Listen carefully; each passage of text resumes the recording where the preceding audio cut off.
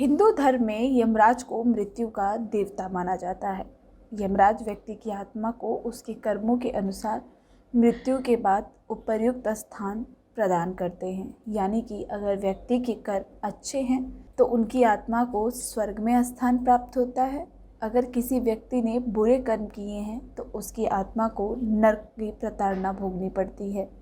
कहा जाता है कि यमराज सिर्फ मृत्यु देते ही नहीं हैं बल्कि वह मृत्यु की यात्रा भी तय कराते हैं। लेकिन क्या आप जानते हैं कि यमराज मृत्यु के देवता बने कैसे? चलिए हम आपको इस वीडियो में बताते हैं यमराज के मृत्यु देवता बनने की कहानी। एक बार यमराज और शनिदेव में युद्ध छिड़ गया था। अपनी अपनी माताओं के अधिकार के लिए दोनों भाई आपस में लड़ पड़े थे।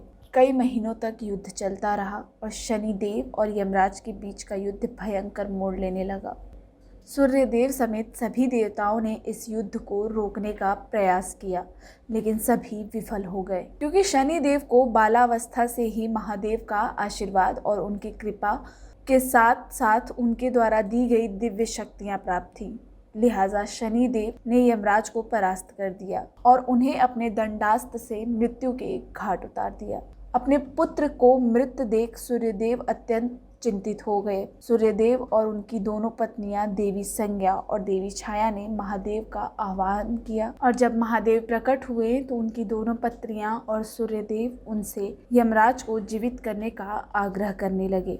महादेव ने सूर्य की प्रार्थना को ठुकराते हुए उन्हें यह समझाया कि मृत्यु अटल सत्य है और एकमात्र उनके पुत्र के लिए वह इस सत्य को परिवर्तित नहीं कर सकते।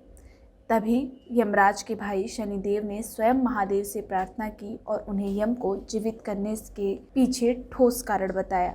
शनिदेव ने भगवान शिव से कहा कि 1 माह के बाद मृत्यु के देवता का दायित्व संभालने के लिए महादेव स्वयं देवताओं में से ही किसी एक का चयन करने वाले हैं। इस चयन का आधार होता है मृत्यु के चक्र को पूरा करना। यमराज देवता के पुत्र हैं, लेकिन फिर भी उनके पास कोई भी दैवीय शक्ति प्राप्त नहीं है।